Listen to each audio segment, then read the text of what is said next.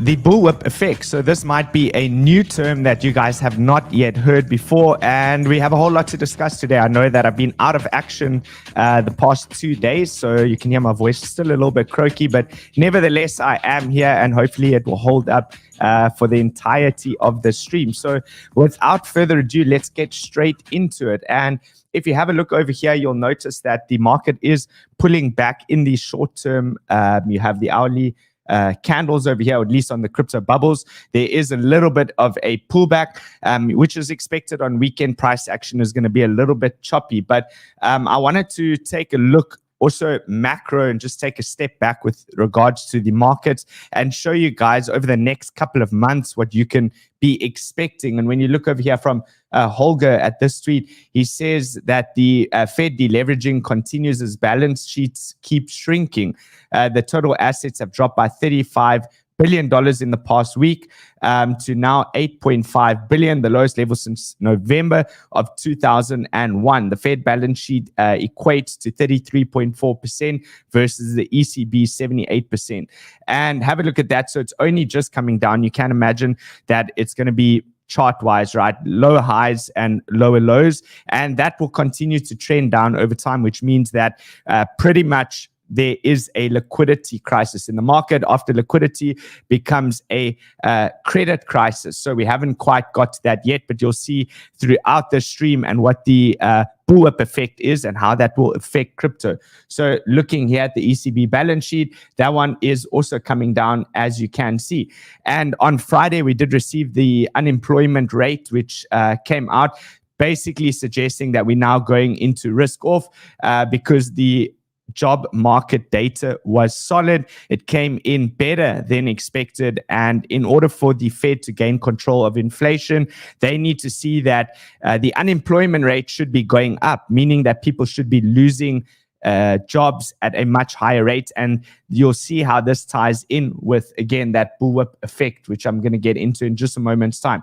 Sven shows over here as well that a lot of people are actually working 2 to 3 jobs to make ends meet, which of course creates the perception that the job market is actually up, which creates an even worse environment because now they need to bring those jobs down as well, meaning that even more people are actually going to be unemployed by the end of this entire saga. So you'll see, for those of you who are in the Discord group, again, there is a link as well below if you do wish to join into that. You will know that I did look to take a short-term long position on the markets, and I posted on Friday my primary reason for closing that long was essentially because of this. The market is now working on pricing in a 75 basis point hike at the December FOMC meeting. The odds are higher by 10% following today's US employment data. So they need to now raise. Remember, everybody was thinking that we're going to pivot and we're going from 75 down to 50 basis points. And the market was front running that, considering that as a pivot, but that's kind of off the table now. Now they're going to be looking again as the Fed remaining strong on their rate hikes to bring the jobs down over time. So I'm not going to play this video because I think the summary is over here from Squawk Box. Essentially, this is a hot number with regards to the jobs report. It gives the Fed now permission to keep increasing interest rates, and it elongates the pause and moves out of pivot, says Sarah, I think is how you pronounce it, on the recent jobs reports. The longer the Fed raises rates and keeps them high, the greater the chance of recession. You're going to see how this ties in with the bullwhip effect. It's all around the recession, which they have not yet declared, but is, I don't want to say inevitable, but probably it's coming. They're going to announce it probably sometime next year. Sven says, a message to corporate America: you ain't going to get rates cut until you start firing people. So they're not letting people go at a quick enough rate. It's quite a messed up cycle the way this all works, and quite scary in the long term. So when you look at Game of Trades over here, this is market portfolio mix, and it's had its worst year in 100 years. So to let that sink in, guys, in 100 years, that's absolutely shocking. That pretty much includes that time period from the Great Depression of 1929. So in 1930 and 1931 was one of the worst. And the 60-40 split, for those of you who don't know, is considered to be one of the safest out there. You're putting 40% of your investment portfolio into government bonds, and then the other 60% is into equities such as stocks like the S&P 500. And now this is the worst performing in 100 years. But the worst part of this is that trends tend to continue. So the worst may not be over. We need to see a tick up first to be sure that that things are reversing, and we have not yet seen that. And Charlie Bellio says here that the savings rate in the US has now moved down to 2.3%, which is the second lowest level on record, with data going back to 1959. So what that basically means is that the average person out there is saving less and less money. And this all ties in with what they call the bullwhip effect, which is what we're going to get into now, meaning that consumers have less and less opportunity to save because things go up, cost more money, and they have less money at the end of each month. So Nally over here, which is a great account. I know they follow me. I also follow them. He says here, why is Michael Burry predicting another economic crash? Let's break it down. Michael Burry is the guy from The Great Short. So his account is Cassandra BC. If you do follow him, don't wonder why there's no tweets there. He's typical of posting a tweet. So he says, you have no idea how short I am. And then a couple of minutes later, he always deletes the tweet, but he gives these kind of hints along the way. So Nally, this account over here, breaks down what the bullwhip effect is and how that can affect the crypto markets going forward. So just touching on who Michael Burry is, most famous for that movie, The Big Short, and he successfully called the major crashes in the last 20 years. I think at least 3 or 4 of the most major crashes. And I wanted to first start by playing this video. So let me just make sure that the sound on this is working. So this is an explanation of the bullwhip effect. I'll let them explain it first, and then we'll dig into the details. You might want to turn your volume up because I think it's softer than what my voice is. So let's get into it. Another economic crash. Here's another way to look at it that I really think will help you guys understand what's going on. So let's go back to 2019. We've got 5 of the average Joes right here, and we'll say they represent the entire workforce in the United States. Now, back then, let's just say that their average checking account balance or savings account and checking account balance was about $500. Okay, and let's just say their monthly income was about $1,000. Their monthly expenses about $950.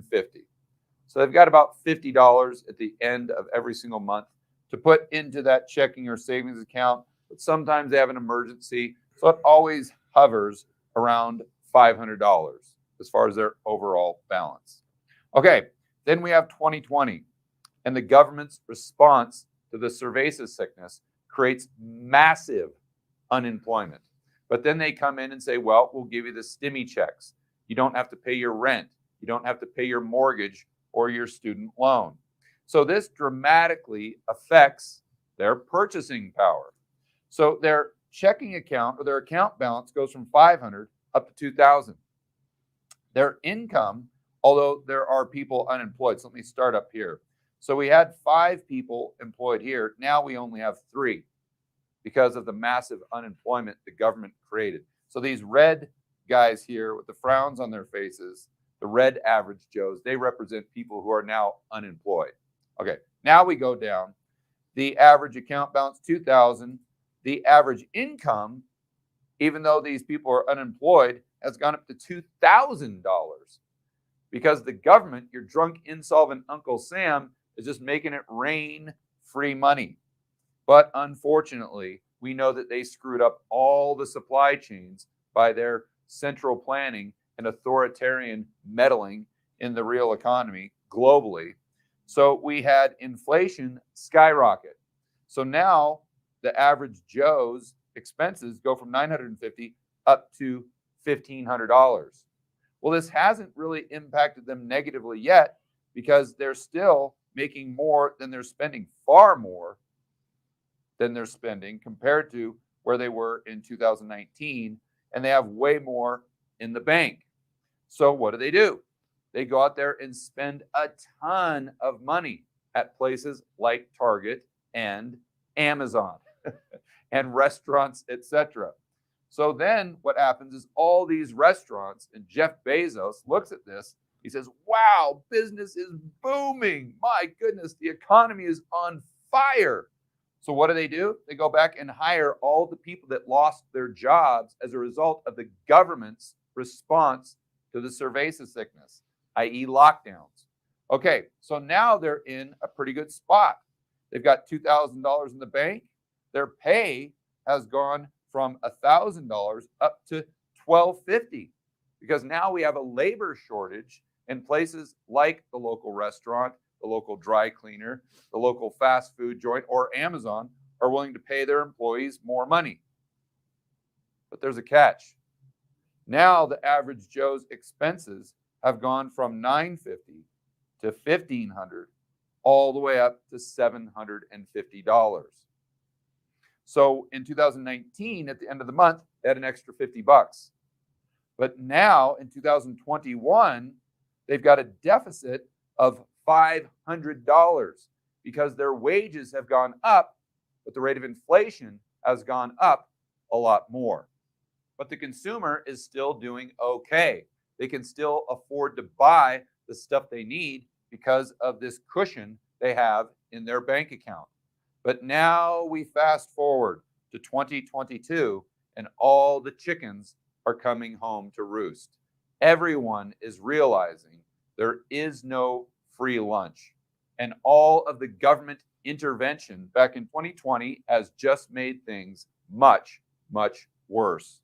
So although the unemployment rate is still very, very low, all these people are still employed by Amazon and Target, let's say. Now they're really burning through their savings. So their account has gone from $2,000 down to $750. Their income is still at $1,250, but now inflation is even higher. Prices have gone up more than they were in 2021 to a point where their monthly expenses are now $2,000, a delta of $750. So they start spending a lot less. And this is exactly what Michael Burry's talking about with this bullwhip effect. The retailers, the restaurants, the businesses, and the real economy are starting to see this. So they're getting rid of all this excess inventory, and they're going to start laying off a lot of workers. So we fast forward to what it might look like in 2023. Now the unemployment rate goes right back up to where it was in 2020, represented by the two red average Joes with frowns on their face because they've been laid off by Amazon, let's say. But unfortunately, for the average Joes in aggregate total, their checking account or their bank balance is now at zero. Because remember, they got a raise increase, but it was nowhere near the increase of the prices of the stuff that they buy daily, i.e. inflation. So they're still making $1,250, but now their expenses have gone up even more to $2,100. So they're having to put all of their expenses on their credit card or literally go into Target and steal what they need to get by. And here's a little chart that I drew up just so you could get your head around it. We go back to 2019 to today's date, and this is just to give you the concept. This is not an actual chart. It's just one that I drew up. So wages represented by this green line went up to a significant degree, but nowhere close to as much as inflation went up. So the delta here is a loss of purchasing power for the average Joes in aggregate total. In other words, Americans. Okay, guys. So I think that pretty much explains it very, very nicely. Do you understand if you have a look at this chart now, which I have shown you guys before? This is pretty much the psychology of a Wall Street cheat sheet, and it's got overlaid the different prices, different levels, different ranges. Do you now understand why this is a real possibility of where price could sweep all the way down into that $9,000 region, which is personally one of my worst case scenarios? But do you understand when you have a look at that video that I just showed you and this whole bullwhip effect, basically how it works? So I'm going to summarize it nicely for you, and we'll go dig into this tweet and unpack it a little bit. But essentially what it means is it's like coming off of a major sugar high. So the stimulus checks, because of the response to COVID and everything like that, created astronomical demand for all sorts of different products. And essentially, if you look over here at this chart over here, retailers overorder, and then the manufacturers also overorder, and then the suppliers overorder, and that creates a bullwhip effect that leads to even bigger supply chain problems and economical issues within the market, and that ultimately leads to higher unemployment rates. And then you go into a recessionary environment, and a bear market in a recession creates for equity prices that are much lower than you would ever imagine, which I'll show you supporting evidence and a tweet on that in a moment's time. But just digging into this a little bit, this analogy from Nally is, what is the bullwhip effect? This is a powerful financial phenomenon caused by a sudden change in the demand. These sudden increases in demand can cause huge variances in the efficiency of supplies. And then he says, yeah, what kind of inefficiencies? Businesses excessively stock inventory, misguide capacity plans, ineffective higher transportation, and they overestimate production schedules. So what happens then? And then this guy who did the videos, his name's George, he uses Amazon as an example. So instead of showing you the video of how he goes into depth on Amazon, I'll rather just show you exactly what it is here in the tweet. It's going to be quicker. So looking at the stock price of Amazon below, you can clearly see that we are in a bear market. I'm going to zoom into that a little bit more, but many people underestimate the degree and the reason to which equities are falling. Amazon is now the first company ever to lose $1 trillion, guys, $1 trillion in value over the course of pretty much this year. So the bullwhip effect has a pivotal role to play. Between 2019 and 2022, market demand rocketed alongside the addition of multiple rounds of stimulus checks and free government money.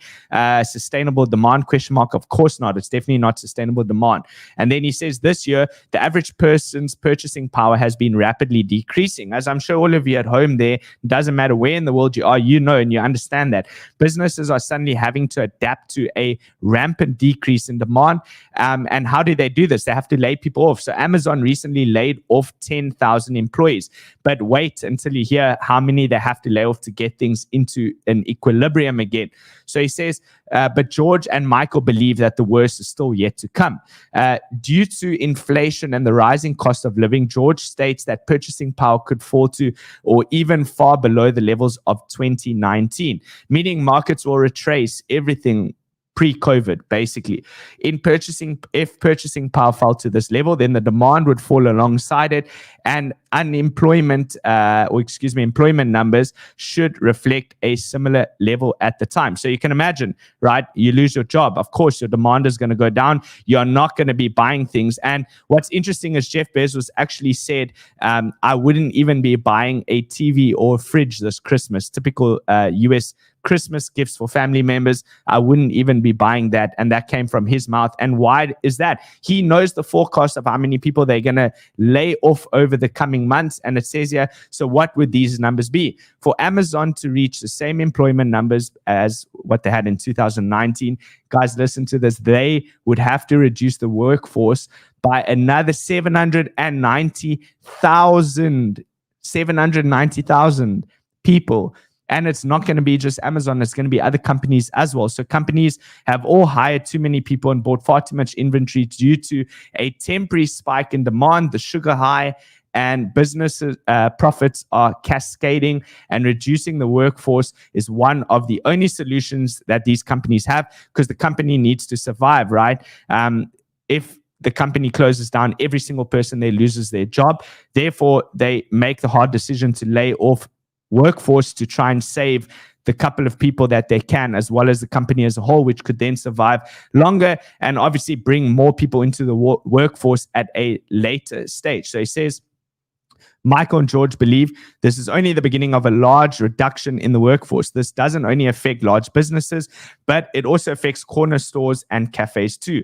Unemployment rates could skyrocket and aggregate demand could fall below levels seen in 2019.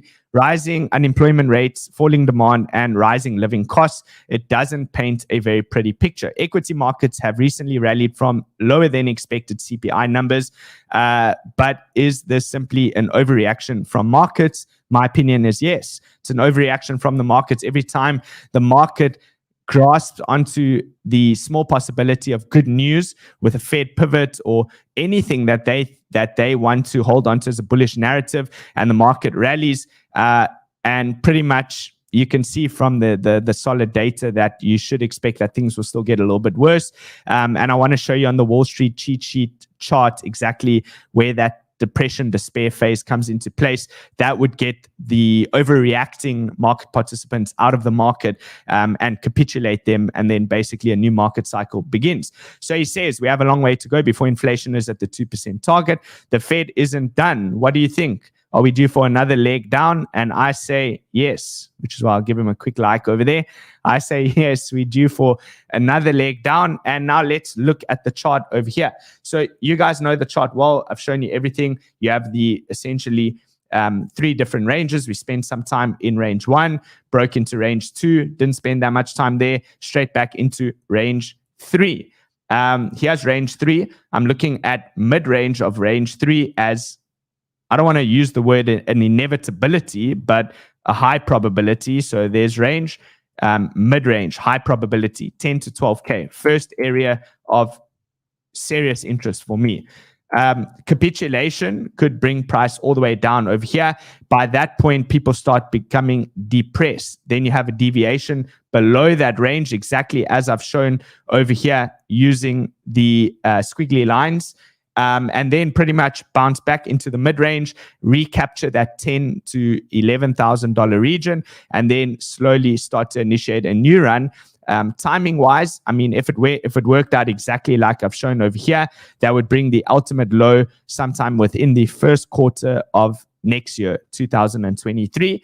And I've told you guys before, by the time you hear mainstream media declare that recession has arrived and things are going to get tough, pretty much the bottom is probably in. I do believe that crypto will most likely front run all other markets as well, since it's one of the most risky markets that are out there. So I do want you to keep that in mind. Now, upsides, looking at upsides over here, just want to point this out.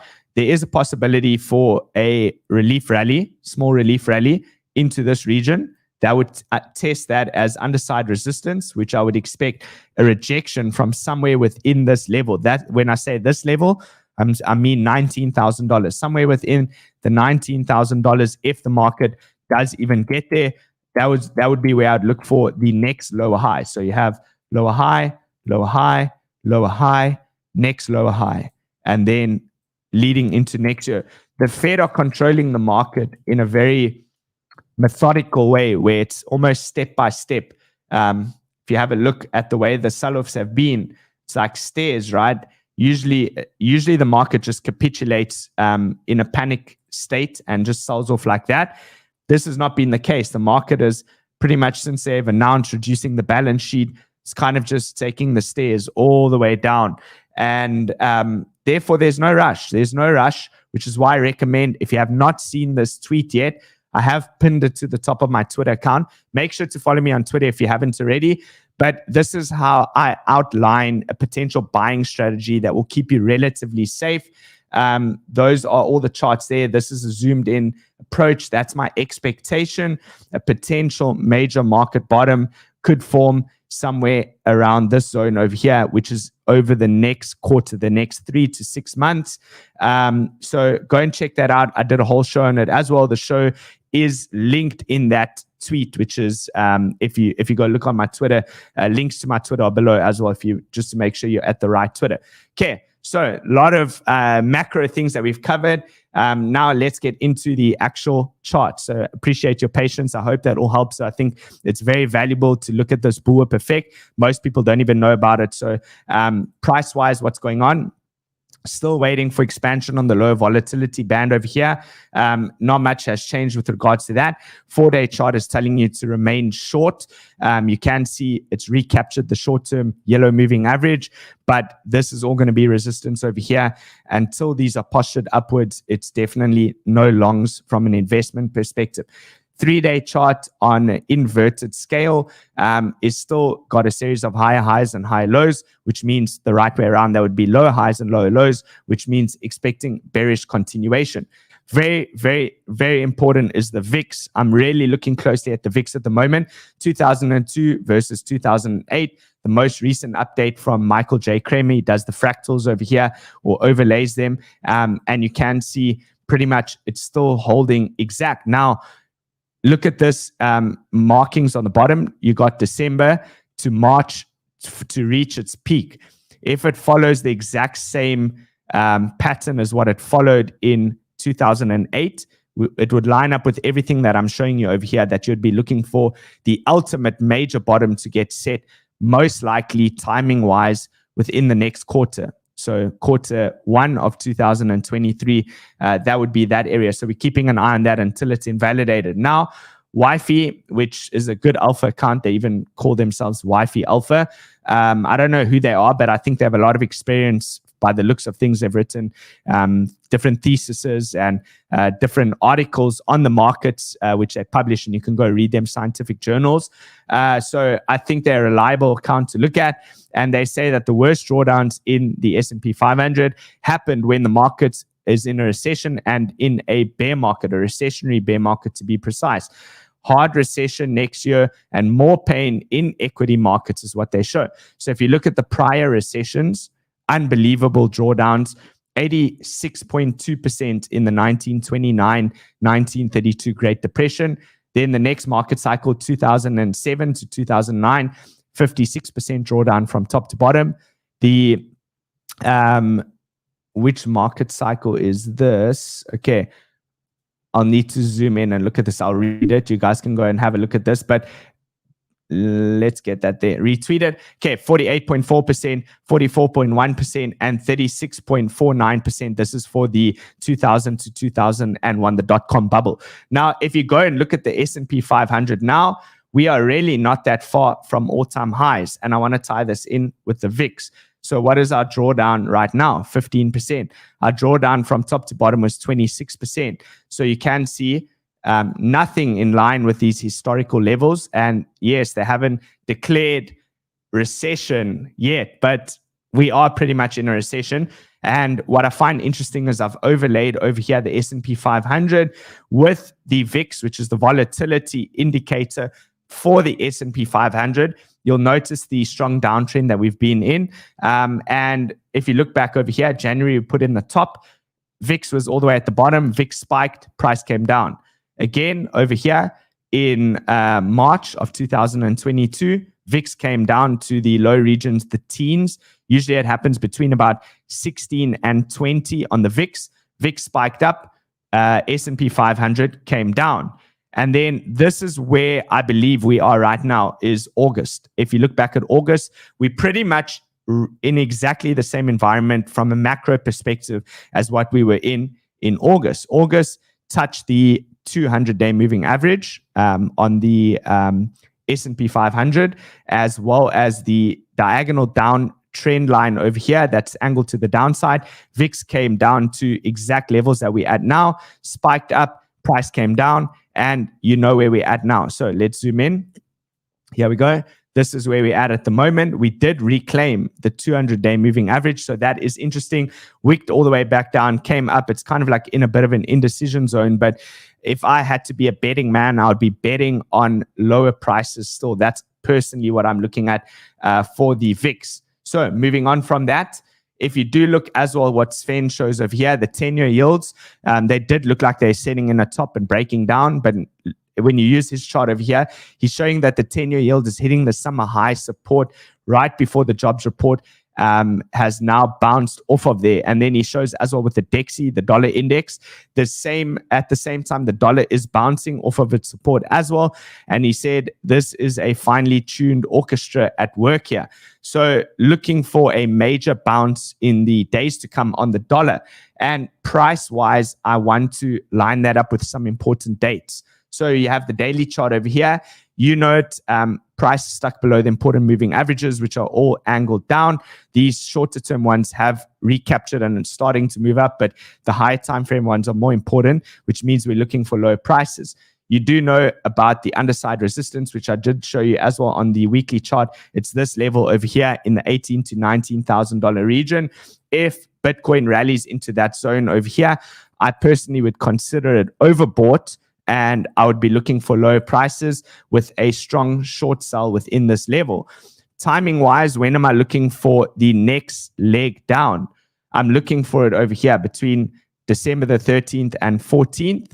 And the reason why is we have the CPI data, which is coming out, and then the following day is where the Fed decision will be made on that data. So that is essentially what I'm watching on the daily chart. Now we'll go on to some of the lower time frames, which is more relevant for the guys that are trading pretty much now, like you're day trading or you're in swing positions. What this chart is telling me as well for our chart, yes, we've recaptured the 21 and the 50 exponential moving average on the 4-hour chart, but same thing, resistance is going to be met at 17,592. Why that number? That happens to be the wick that we set in June low. That will be a June low resistance zone, which matches up as well with the 200 exponential moving average. If we do make it through that level, and this is what my long idea was placed on when I mentioned to you guys all the way back down here that I was looking for a short squeeze to hunt the stops that have been placed within this level over here. The final stops that I'd be looking for are based off of this wick, which is coming in at 18,150. That would tie in with the underside resistance over here. Exactly the same level that I'm watching for major rejection. So that is where your upside is in the short term. That's what I'm watching over there. I was looking at this chart as well, which is showing the cumulative volume delta. Pretty much everything has been driven by perpetual traders, so leverage traders. Spot is starting to chase a little bit, ever so slightly in the last day or so. They're trying to chase this price up, but I don't think it's going to be enough. I think it's going to be a trap, and I would expect prices to go lower. The long idea that I had is over here. So this is what I was looking at. I was looking for deviation back. Let me just zoom out a bit to show you so it makes more sense. There we go. I probably got to extend these out since we have more price action. Let me just pull this over. There we go. Okay, so I was looking at pretty much price over here, range low, and then you have range high, and we're kind of interacting around that mid-range at the moment. So those are the levels that I'm watching, and I decided to take a long, looking for a deviation back above the mid-range. Yesterday, I closed that position. You would still be in it. I told you, you don't have to close it. The reason I close it is, number one, I'm sick. I don't really feel like managing a position over the weekend. I just want my voice to recover and not to focus too much on work. So that was the one reason I dropped all of this information in Discord. The other reason was the jobs report. So I closed at break even because it came back below the mid-range over here. I do see we have now recaptured it. If you are in this long trade still and you listen to me and you took that trade, personally, I would move the stop just below the wick low that is coming in at 16,800.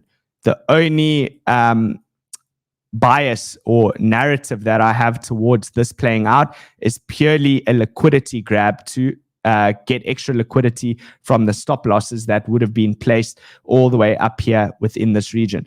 So that's the only long idea that I have on this particular trade. And then I did drop that in the Discord. Let me just click on this and move it across. Here you go.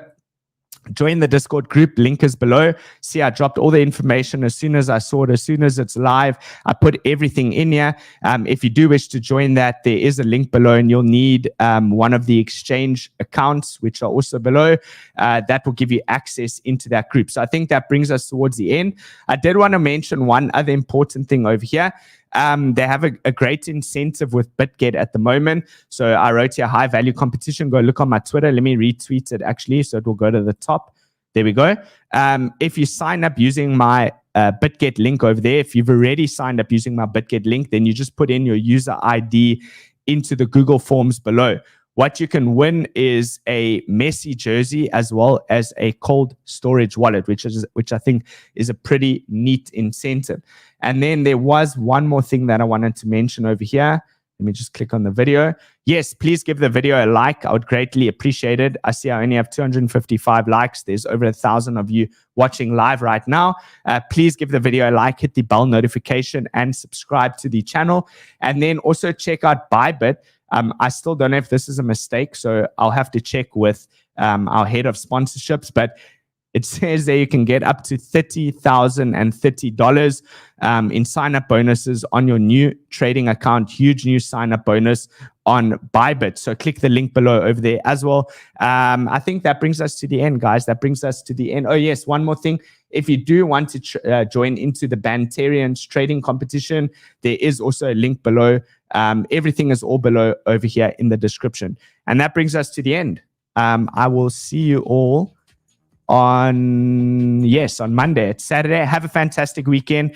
Appreciate each and every single one of you. Thank you guys so much for joining. Thank you for always watching and supporting. Thank you for liking.